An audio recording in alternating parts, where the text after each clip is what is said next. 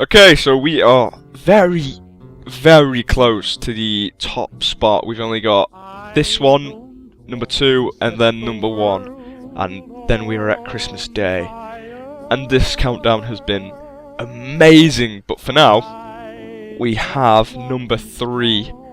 And that is Fallout 3. Now, just to clear up a point that I made in my previous video about changing Dishonored from number 3 to number 4 and putting Fallout 3 at 3, well, that sounds weird, is that I would just remember playing Fallout 3 so much and enjoying it so much, more so than Dishonored. I don't know what I was thinking about placing Dishonored, above Fallout 3. I think it was, I just thought I played Dishonored recently, and I remember it's the most recent game I've been playing, and it's been amazing. It was a great game, and I thought I just had this sort of mind spasm where I thought, you know what, let's put this one really close because it's really good, instead of, thinking about how much I played Fallout 3 and how good Fallout 3 is. And so that was the reason why I had this whole last minute change as to why now Fallout 3 is at number 3. So, putting that aside, Fallout 3 is, if any of you don't know, again, I don't know why you don't know, but it's a post-apocalyptic RPG free roam, pretty much, made by Bethesda, originally made by Obsidian Entertainment, until Bethesda got the license, and they made a bloody fantastic game. I remember, there's a funny story leading up to this, and I remember one Christmas, before Christmas actually, I saw all the trailers, I was so hyped for it, and my mum was like, this game is really gory, you're not having it, and I got upset. Come Christmas I was hopeful that I got it, I didn't, and and then the funny thing was, in the January sales, I think my dad and I went to HMV and saw it there for an offer of like 20 quid, which was really good at the time. It was like half price, and so I pleaded my dad to get it, and he got it, and my mum wasn't too impressed, but I soon fell in love with it. It's a fantastic game. I'm a big sucker for post-apocalyptic games. It's just that idea of what would humanity do after if something like that happened. If a nuclear bomb, nuclear war, whatever, if that happened, what would humanity actually do afterwards? And that's why I'm such a fan of these games. And the first time I played Fallout 3, I was as lost as anything. It was like the first time when I played Oblivion, I was lost. I was completely lost, I didn't know what I was doing, I don't know what did what, and stuff like that. But then I started getting into it, I started understanding the story, I started, exploring, I started to know what armour does what guns do what, and I started to know the lore, the monsters, all the creatures in the wasteland, the characters, and it was just such a huge game, added on with the DLC, it just made it extra amazing. And the first thing I want to touch upon is the story, and it was pretty good. It's pretty darn good for, I think, compared to Oblivion. Oblivion's story was pretty darn amazing, and then compared to Oblivion, I think they were sort of on the same level. And Fallout 3 story was about you living in a vault for your first 19 years of your life. That was a very interesting way they did that. Sort of a tutorial going through your life, which was very interesting. And you get to like age 19, I think, and your dad escapes the vault, which you're not supposed to be able to. And so you have to go after him, and you have to find him out in the wastes, and it just goes on this giant sort of chase story, so you're trying to track him down. And, things start to happen, everything starts to go to shit, and, it just ends up being this giant, awesome action ending, and it was just brilliant. It was great. It was such a satisfying game to play, to talk to all these characters. Forget the side missions. The main story was awesome. But then when it came to side missions were also good. You met you had all these different kinds of side missions as well. You had, you know, crazy people. You had people trying to save a tree. You had all sorts. You had vampires and, well, not really vampires per se, but people who drank blood, human blood and stuff like that. And it was just really interesting to see all these things in this place, all these different societies and all these different locations in this wasteland. And the thing is, it was a wasteland. And I mean, you know, when you go to a place and you're like, oh, this looks pretty.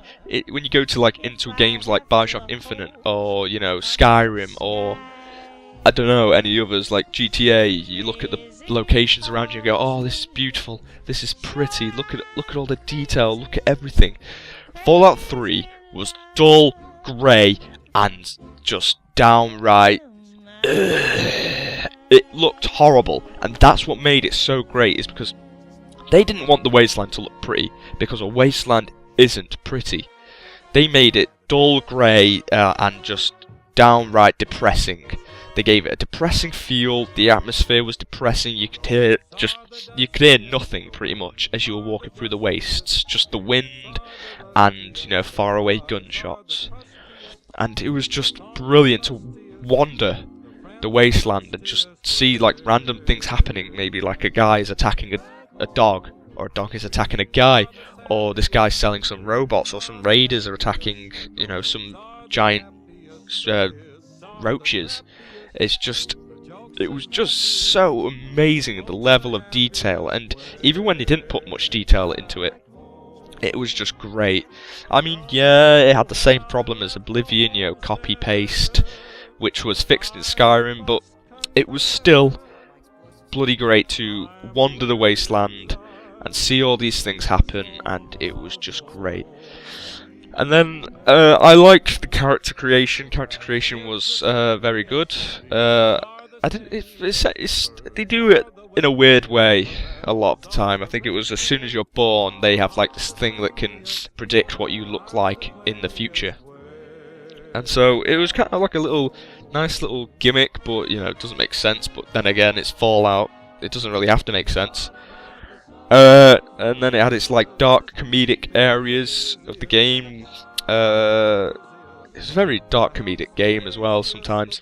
So you would have these like weird little, I think there was a room down in the metros that had just lots of plungers stuck to the wall and like lots of blood bags everywhere and just skeletons.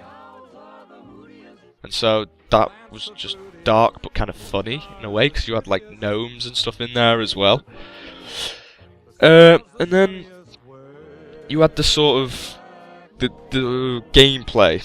The gameplay was I don't know. It was good and it wasn't good. But the big part of the gameplay was the VATS, the vault. So don't. No, brain. My brain's failing me. Something targeting system. Okay, it was called VATS. Okay, don't kill me, it's been a long time since I've played bloody Fallout, so... It was called VATS, and what it was it sort of stopped time, and you could target a piece of an enemy's body, or anyone's body, or anything's body at all. You could target, say, the head, the arm, the legs, and the body. And you'd have a percentage of, you know, what's your probability that you're going to hit this part.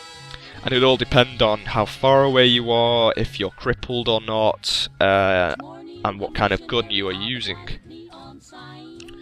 And it sort of then, once you targeted these things, you had like points, so you could use up these app points the more you targeted a thing. So you could target an arm about 5 times and use up all your points, or you could target his arm, his leg, and then his head for like the same amount of points or something. And it was really cool after you'd chosen these parts to go into this sort of cinematic mode and showing you to sort of shoot this guy in slow motion and stuff, or to explode him with a grenade, and it was really cool how they used that system. And then you had your upgrading. You had upgrading your skills by leveling up. You had special. I believe it's called strength, perception, endurance, charisma, intelligence, agility, and luck. Special.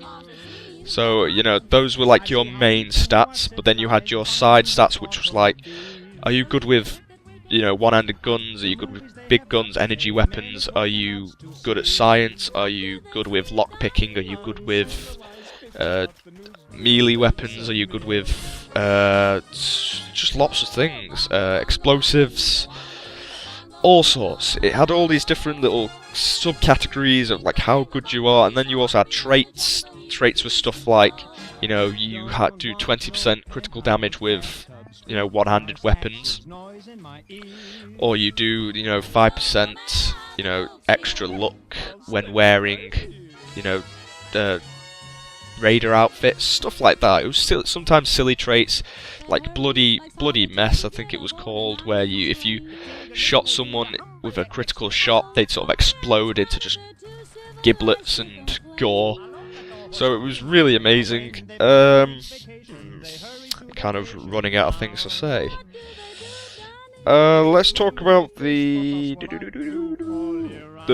wasteland itself. Not in terms of it actually being a wasteland, but when you actually got to places. So when you actually got to places, you could see that it was completely dreary. It was dilapidated. Buildings were crumbling down. Especially when you got to the city. It was set in Washington.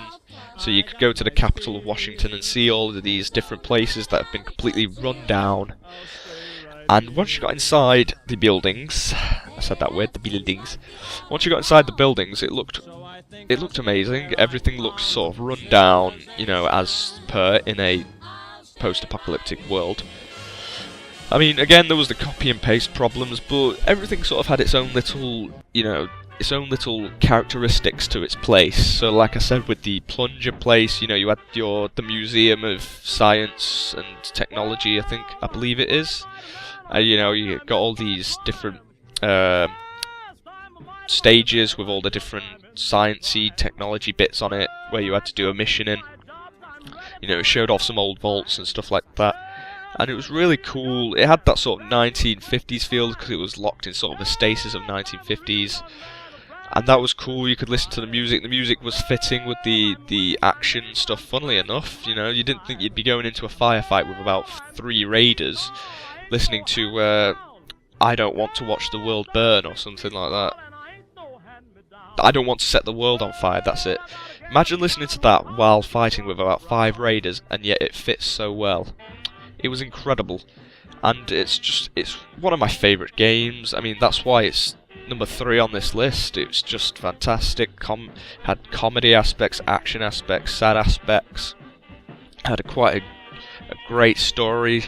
DLC was amazing. They had 4 DLC, I believe. My favourite of which I think was Point Lookout, I believe it is. Point Lookout and The Pit, they were my favourite. I wasn't really a fan of Operation Anchorage, but Broken Steel allowed you to carry on and then gave like a second part to it. So I enjoyed all of that. Weapons and stuff were fun and quirky. You know, you had your choice between energy weapons and stuff like that. The armour was pretty cool in designs and stuff. Some characters were great, some you'd meet were just completely out of their mind, and some of them were pretty cool. You could get your little dog meet, and it'd just be awesome. Meet all these different people, see all these different things, do all these different things. Find all these little Easter eggs, all these little hidden things, and it was just pretty much a game of go into it, do whatever you want, and if something happens to happen, it does, and it's amazing. So, before I blab on about how amazing Fallout 3 is even more, I'm just going to say this. Go get Fallout 3. I don't care if it's another 5 years, go get it. You have to play it, it is amazing. And apart from that, I want to say Carry On Plays is doing a countdown alongside me, so definitely go check that out. I'm leaving links in the description, and I'm also leaving an annotation up in the corner. You should see it in the left hand corner. And I apologise for the footage I've been using recently, because if I have been using my own footage, it has been PC footage. I do not have a capture card for my Xbox, so I have to use PC footage, which, you know, if you just compare them, they're not really that different, to be fair. So, you know, my own footage is better than trailers, so yeah. Fallout 3 is at number 3 on this list.